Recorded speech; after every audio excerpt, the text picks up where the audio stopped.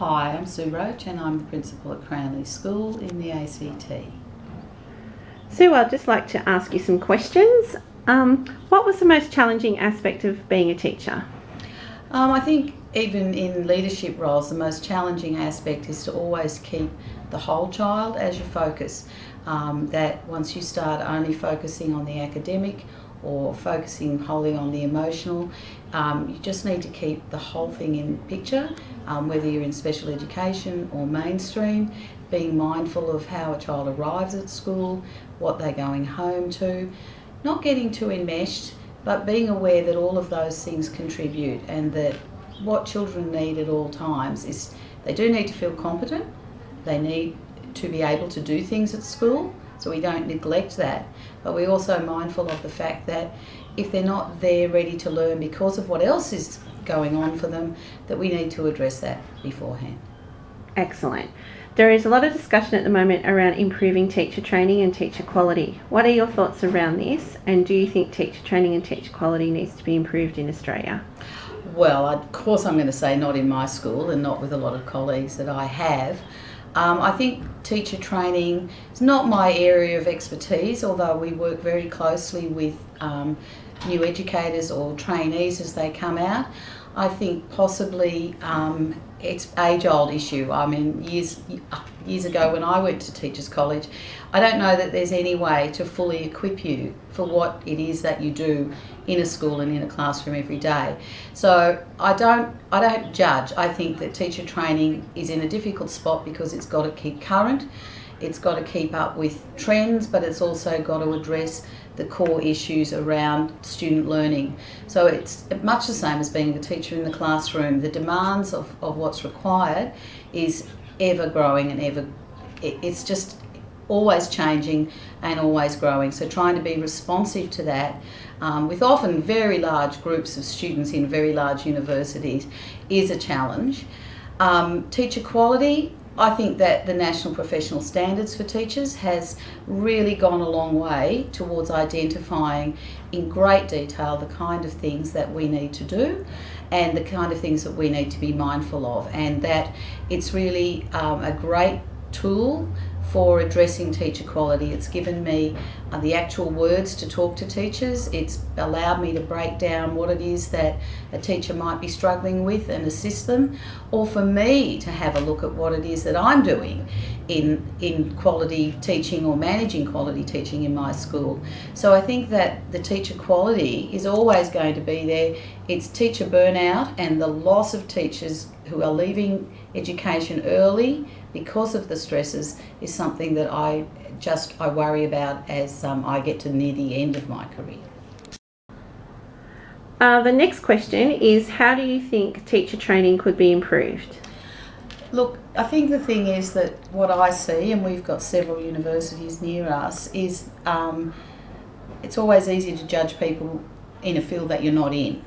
So I'm sure that people at teacher training institutions look over and go, schools should be doing this. But what I've noticed over the years in terms of the academic staff at different universities is if they are in touch with schools and connected with schools and understand what's going on in schools, then they can best marry their research and their knowledge to what is happening on the ground in schools.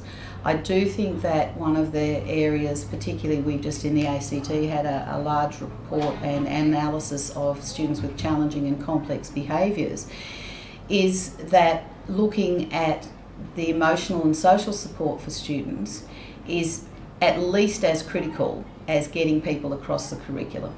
I know that can divide people, but I think that we know that the trend across the world is to move away from that homogenising and standardising of education, and that again within our area and with the kinds of areas that I've worked all my teaching career is looking at the social and emotional needs and looking at the relational approach to students and to families, and that if we get that right, the rest of it actually flows quite well. So a lot more confidence in teachers, but back to also very practical things. Teachers will say to me when I used to do induction and training for beginning educators is, just how do I set up my classroom?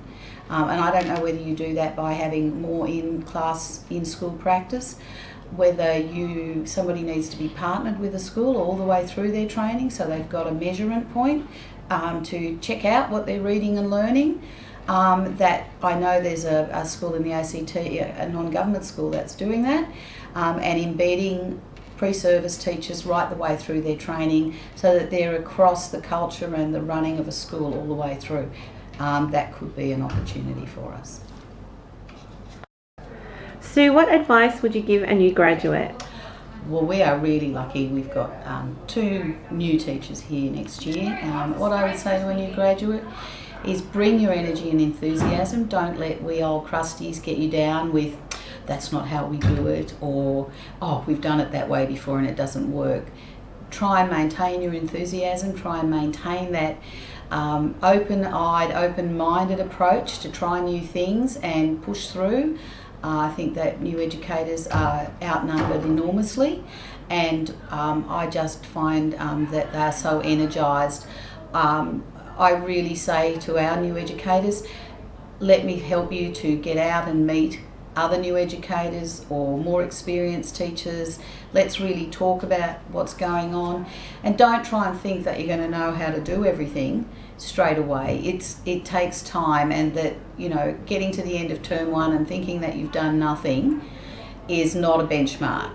There are times at the end of my 37th year of teaching that I feel like I've achieved nothing. So stay optimistic, stay enthusiastic, stay looking, and stay trying a whole lot of things. Don't be afraid. Okay, if there was one aspect of teaching you would like changed, what would it be?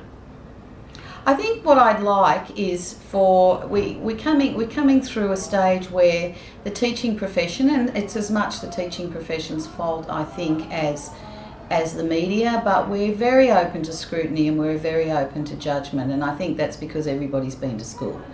And that we are still having to make jokes about teachers and their 12-week holidays and their 9 to 3, and I think that teachers find that wearing. And so what I'd like to change is the notion that we're not the receivers of all ills in the world and we can't fix them all, but that if we are a valued part of the community, and that within our school we are very strongly aligned with our families, and some like it and some don't, but that we know that we're going on a journey together with their children, and that we do have their best interests at heart, and that we don't get it right all the time, but we're here and we're going to come back every day. So what I'd like changed is the community perception that teachers can fix everything in isolation, or schools can do these sorts of things, because I know that